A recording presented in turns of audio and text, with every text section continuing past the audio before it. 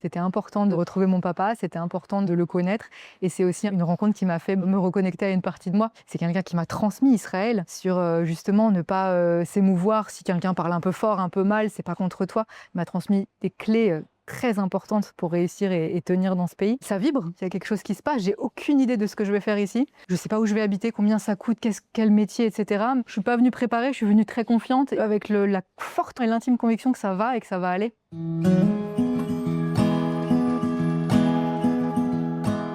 Claire Margolis, salut. Bonjour. Voilà, merci de nous accueillir chez toi, dans ce très joli jardin, en plein cœur de Tel Aviv. Ouais, merci beaucoup d'être là. Tu es en Israël depuis combien de temps? Ça fera 13 ans le 23 juillet. Qu'est-ce qui t'a poussé à venir ici? Israël, c'est d'abord mon papa. C'est aussi le pays dans lequel je suis née. Donc c'est pour ça que je suis venue. Je suis née ici et quand j'ai eu l'âge d'1 an, ma maman a décidé de rentrer en France et mon papa a suivi et on est rentré comme ça. Donc je suis née là, mais j'ai pas eu beaucoup le temps de me faire des souvenirs. Et j'ai grandi en France, ouais. Je grandis tranquillement, paisiblement dans une très très jolie banlieue proche de Paris. Super enfance, mais jamais plus de contact que ça avec Israël. Et c'est à l'âge de 25 ans où j'ai décidé de revenir. Qu'est-ce qui s'est passé? C'était une quête existentielle? C'était un désir d'aventure? C'était quoi? Non. Donc on est revenu en France quand j'avais 1 an. J'ai commencé ma vie d'enfant là-bas. Et quand je suis arrivée à l'âge de mes 7 ans, mon papa a décidé de rentrer vivre en Israël. Mes parents ont divorcé, chacun voulait son pays. Et c'est à partir de ce moment-là où Israël est entré dans mon cœur et où je me suis dit, OK, où je suis née, qui est ce papa un peu exotique? Et c'est là où j'ai commencé vraiment à m'intéresser à l'hébreu, à écouter de la musique en hébreu, à y regarder des séries en hébreu. Tout ce que je faisais, c'était en hébreu. Je ne savais pas si j'allais revenir, je ne savais pas ce qu'était ce pays. Mon but, mon objectif, c'était de le connaître, de me connecter à mon papa. Et puis, il y a une partie de moi ici. Je suis née dans ce pays, on m'a toujours dit, ton papa, il est israélien, quelque chose de différent. Je pense que maintenant, avec du recul, je savais que j'allais revenir. Je ne savais pas quand ni comment. Mais j'avais besoin de me connecter à ce papa qui était rentré et à ce pays qui était comme ça à l'époque encore flou. J'ai fait des allers-retours plus ou moins réguliers à partir de l'âge de 7 ans. Je suis revenue après à l'âge de 12 ans et puis à l'âge de 16 ans et à l'âge de 18 ans pour les vacances. 1 mois par an, c'est tout. Le meilleur mois. C'était des souvenirs incroyables. Mon papa, il était chauffeur. Donc on allait visiter Israël en juillet-août. Dans des camions, dans des très très belles voitures. On faisait le tour d'Israël avec des yeux d'enfants de 12 ans, jeune fille, jeune femme. Et c'est comme ça que j'ai commencé à découvrir Israël. Et lui, il était chauffeur, donc on voyait plein d'endroits et plein d'univers aussi différents. Et voilà, c'est mon premier contact avec Israël, comme ça en vacances. Pourquoi à 25 ans tu as un déclic? J'ai essayé déjà avant 25 ans de revenir, de venir tester la vie ici. À l'âge de 23 ans, j'ai fini ma licence de lettres, diplôme de prof de français en poche. Je décroche un contrat à l'université de Jérusalem. Je peux enseigner le français en échange Ulpan gratuit et je peux vivre tranquillement sur le campus étudiant.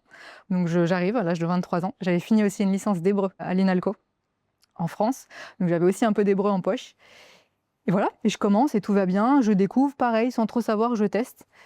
Et ça se passe très bien. Je découvre à la fois Jérusalem que je connaissais pas du tout, à la fois des premiers contacts avec mon premier métier de prof. Et 3 mois après mon arrivée, on me tape à la porte et on me dit, Claire, écoute, t'es née en Israël et si tu veux rester un peu plus longtemps si tu veux rester le temps que tu as prévu de rester, il faut faire l'armée. Voilà, donc ça c'était le premier contact, premier choc où je me dis, bah, l'armée déjà. J'ai pas grandi moi dans ce monde-là où on parle de l'armée, où j'étais pas tellement dans des réseaux ou communautés juives dans mon adolescence. Donc c'est quoi l'armée? Qu'est-ce que je dois faire? Qu'est-ce que ça veut dire? Combien de temps? Et je suis allée m'adresser à mon papa que je connaissais au fur et à mesure. Et il m'a dit, Claire, non, tu fais pas l'armée. Lui-même venait de l'armée. Il était dans les parachutistes pendant longtemps. Des années. Et il m'a dit non, ne fais pas l'armée, tu as 23 ans, tu rentres en France et tu fais ton master. Donc douche, choc, petite claque.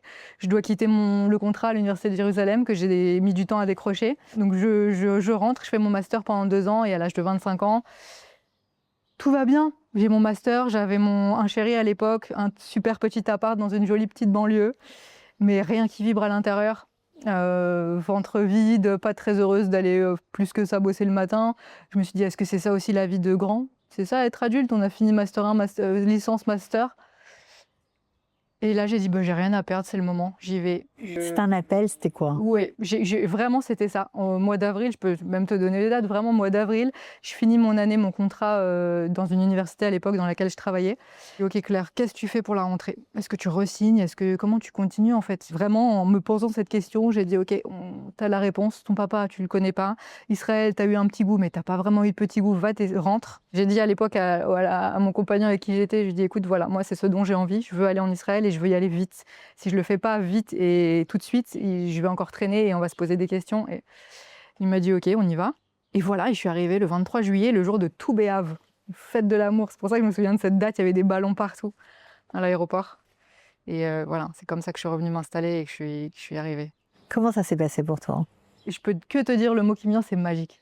C'était magique. Déjà d'arriver le jour de la fête de l'amour, c'était magique. Des ballons partout et cet accueil à l'aéroport. Premier contact avec mon papa où il comprend que je vais rester et que là, j'ai une vraie démarche de m'installer.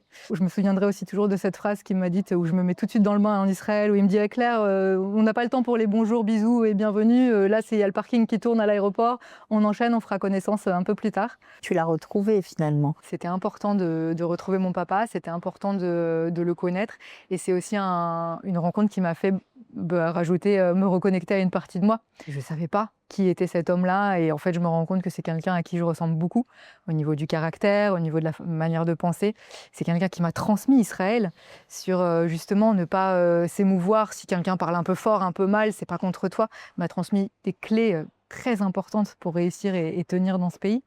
Et là, je me mets dans le bain et surtout, grosse page blanche et ça vibre. Il y a quelque chose qui se passe. J'ai aucune idée de ce que je vais faire ici. Je ne sais pas où je vais habiter, combien ça coûte, quel métier, etc. Je ne suis pas venue préparée, je suis venue très confiante et je suis venue avec la forte conviction et l'intime conviction que ça va et que ça va aller. Alors, tu as fait plein de jobs différents depuis que tu es arrivée. Ouais. Ça aussi, c'était la quête pour trouver ce pourquoi on est fait dans ce monde. Ce n'est pas toujours évident, surtout ici. Mais ici, on est poussé à trouver ce qui fait vibrer, justement.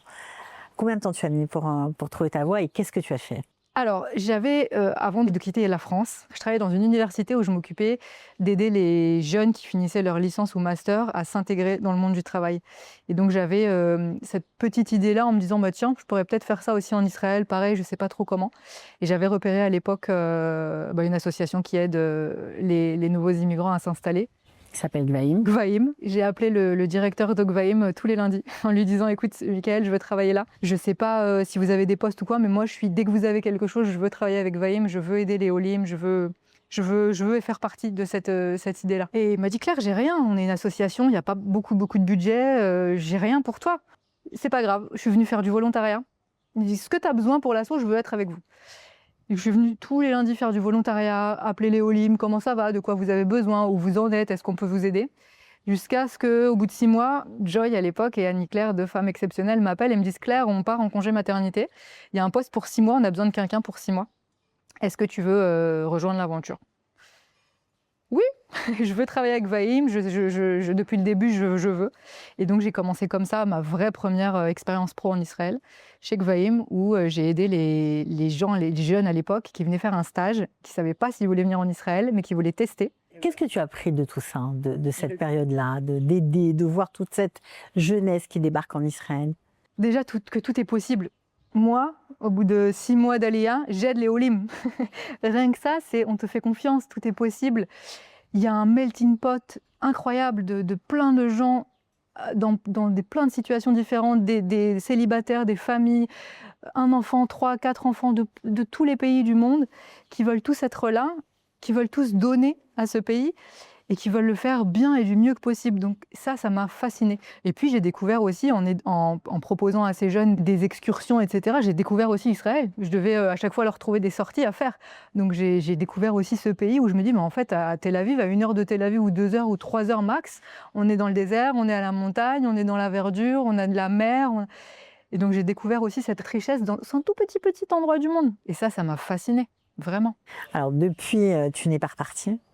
Tu es resté là. Ouais.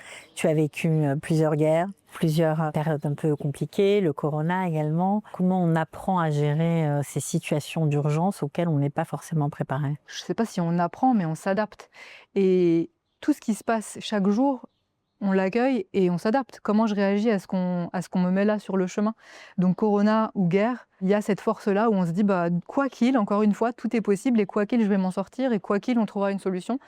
Et le ensemble, il y a aussi ce mot-là qui me vient. Ensemble, en fait, je me suis jamais sentie seule, donc même pendant le corona, même pendant les guerres, on est ensemble. Donc, les gens ici demandent est-ce que tu as besoin de quelque chose? Est-ce que je peux t'aider? Qui tu es? Qui es-tu? On se retrouve dans le Mamad. Qui es-tu? Je te vois avec mon accent, même après 13 ans, j'ai l'accent français quand je parle hébreu. Qui es-tu? D'où tu viens? Pourquoi tu es là? Donc c'est dans ce sens-là où je dis ensemble. Est-ce que tu as besoin de quelque chose? Ensemble. En 13 ans, il n'y a pas un vendredi soir où je ne suis pas invitée à un repas de Shabbat.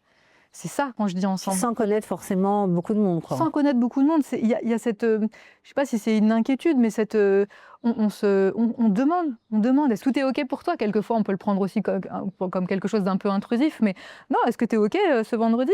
Tu viens chez nous? C'est avec plaisir, tout est ouvert. Et si moi, je peux t'aider aujourd'hui, bah, toi, tu m'aideras demain, et c'est cette force-là. C'est magnifique. C'est les frissons, bien sûr. Alors, après ces jobs que tu as eus, donc tu nous parlais de Gvaïm, qu'est-ce que tu as fait? Après 3 ans chez Gvaïm, j'avais envie de découvrir la tech israélienne. On parlait de ça, la Startup Nation. Ça fait rêver, je suis Ola Hadasha, bon. Donc j'avais envie de découvrir ce monde-là. Pareil, je ne savais pas trop comment. Je connaissais pas, j'avais toutes les entreprises avec lesquelles je travaillais pour Gvaïm, mais je ne viens pas de ce monde-là et je ne savais pas comment y rentrer. Et c'est ce que je dis à chaque fois, il n'y a qu'en Israël qu'il se passe ces histoires-là. Je cherchais à l'époque un appartement à Tel Aviv et une femme est venue visiter parce qu'on voulait le prendre en colocation et donc on fait connaissance et elle me dit, moi voilà, je commence à travailler chez Wix, l'expérience de l'employé chez Wix, tout le bien-être de l'employé dans une entreprise, je travaille sur ces sujets et je cherche quelqu'un pour m'aider. Je ne sais absolument pas de quoi est fait ce poste, je n'ai pas de fiche de poste. Si tu connais un Olé Hadash chez Gvaïm qui cherche, dis-moi. Bon, ok, pas de problème, je note. Et puis quand elle est repartie, boum, c'est qu'en Israël. Je lui ai dit, moi, je veux travailler avec toi. C'est chez Wix, une start-up qui est en plein essor. Je veux travailler avec toi. Et donc elle m'a dit, ok, super. Et c'est ça que j'aime en Israël. Elle voit mon enthousiasme. Elle m'a pas demandé quel diplôme j'avais, d'où je viens, etc. Elle m'a dit, écoute, tu m'as l'air ouverte.